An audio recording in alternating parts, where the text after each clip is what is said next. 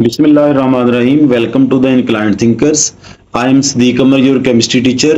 Dear students, आज हम discuss करने जा रहे हैं चैप्टर नंबर 3 को जो प्रोडक्ट टेबल से रिलेटेड है और उसमें जो है वो प्रॉपर्टीज हैं एटम की कि इलेक्ट्रॉन अफिनिटी क्या होती है। उसके साथ हम डिस्कस करेंगे कि उसका यूनिट क्या होता है इलेक्ट्रॉन अफिनिटी का, और फिर हम उसकी एक्सप्लेनेशन पे जाएंगे या एग्जांपल्स को डिस्कस करेंगे। और सबसे अहम बात यह है कि उसको ट्रेंड्स को देखेंगे पीरियड्स में और ग्रुप्स में, फर्दर ट्रेंड्स जो हैं उनकी रीजंस देखेंगे। सबसे पहले हम इसके कॉन्सेप्ट को देखते हैं कि what is the concept of the electron affinity. Students, पहले मैं आपको बताता चलूं कि अफिनिट मीन होता है love, electron affinity mean electron loving. अभी हम इसके कॉन्सेप्ट की तरफ जाते हैं। जब हम इसके कॉन्सेप्ट की बात करें तो कॉन्सेप्ट में ये देखें कि ये हमारे पास कोई एक एटम है, ये देखें ये एटम का न्यूक्लियस है फॉर एग्जांपल, और ये एटम का जो है वो हमारे पास कोई आउटर मोस्ट शेल है, ठीक होगी बात। और ये कोई एक इलेक्ट्रॉन जो है ना वो इधर गैसियस स्टेट के अंदर जो है वो पड़ा हुआ है, या एटम के जो है वो आउटर मोस्ट शेल से बाहर पड़ा हुआ है। अब हम क्या चाह रहे हैं कि ये इलेक्ट्रॉन जो है, ये इलेक्ट्रॉन एटम के आउटर मोस्ट शेल के अंदर जो है वो इन हो जाए, यहां पर आउटर मोस्ट शेल के अंदर।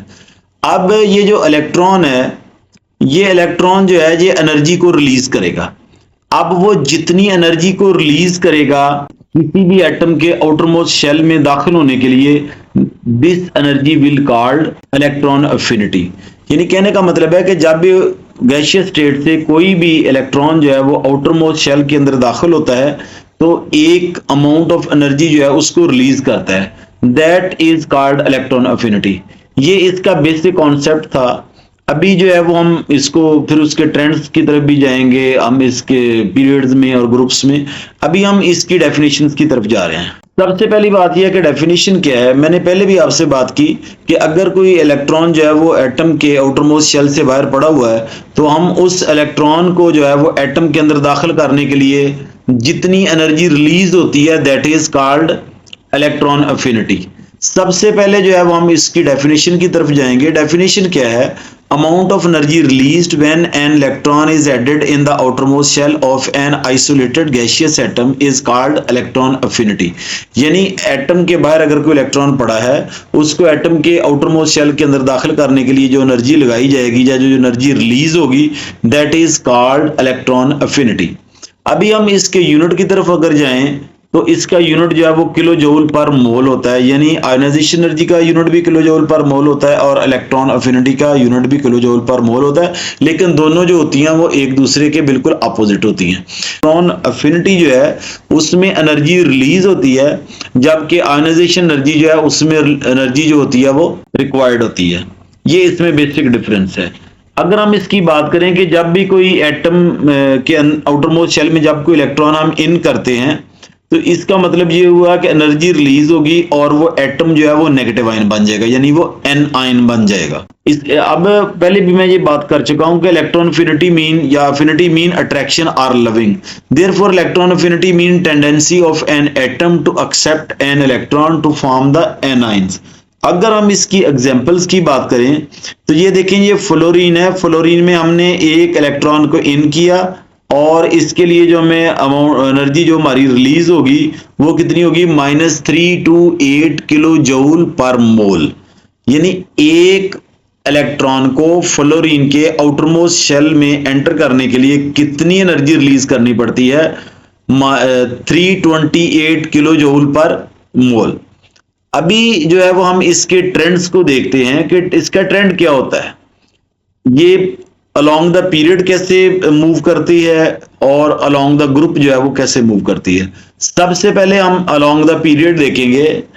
आयोनाइजेशन एनर्जी की तरह जो इलेक्ट्रॉन अफिनिटी है वो भी लेफ्ट टू राइट जो है वो हमेशा इंक्रीज करती है। देखें, लेफ्ट टू राइट जो है वो हमेशा इंक्रीज करती है। अगर देखें कि लिथियम की -60 है, ये 0 से कम है।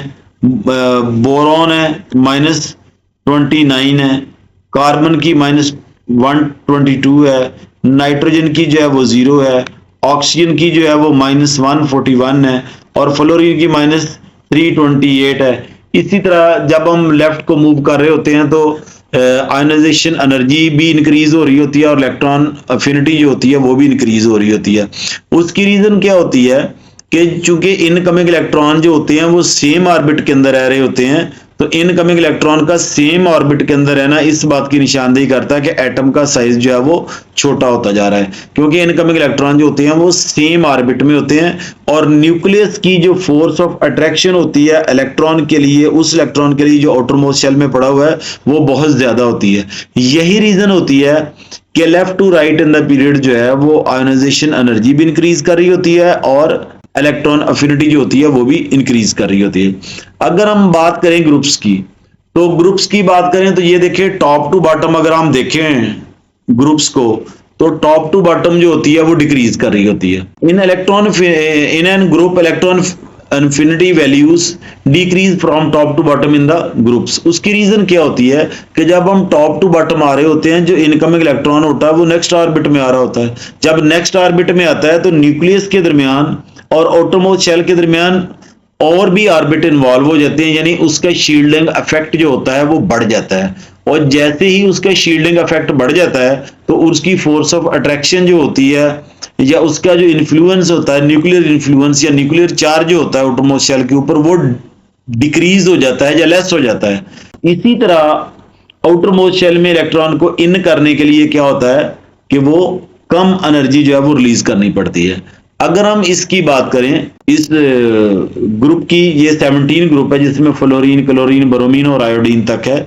अगर हम इस ग्रुप की साइज करें तो आयोडीन जो होती है उसका साइज जो है वो काफी बड़ा होता है इससे क्लोरीन की निस्बत। इट्स मीन कि जो आयोडीन है उसमें इलेक्ट्रॉन जो है वो इजीली एंटर किया जा सकता है एज कंपेयर टू क्लोरीन। चूंकि टॉप टू बॉटम जो है वो इनकमिंग इलेक्ट्रॉन जो है वो नेक्स्ट ऑर्बिट में आ रहा होता है और उसके होता क्या है कि हमारी जो इलेक्ट्रॉन अफिनिटी होती है वो लेस अमाउंट में हमें रिक्वायर होती है, यानी लेस अमाउंट ऑफ एनर्जी जो है वो रिलीज होती है, या हमें लेस अमाउंट ऑफ एनर्जी जो है वो यूज करके हम उसको जो है वो इन कर सकते हैं। लिहाजा top to bottom incoming electron will come into the next orbit, तो इलेक्ट्रॉन के ऊपर जो न्यूक्लियस का चार्ज होता है वो भी कम होता है, तो इलेक्ट्रॉन को इन करना जो है वो इजी हो जाता है। कंक्लूजन इसका क्या है, from left to right in the periods electron affinity will increase, but in the groups from top to bottom electron affinity will decrease. Thank you very much students, ये भी एक अच्छा और इंटरेस्टिंग लेक्चर था। Thank you very much. अगर कोई बात हो तो आप मुझसे पूछ सकते हैं। आप वीडियो को शेयर करें, वीडियो को लाइक करें, कमेंट्स करें। कोई क्वेश्चन हो तो आप कमेंट बॉक्स में पूछ सकते हैं। Thank you very much. अल्लाह हाफिज। अस्सलाम वालेकुम।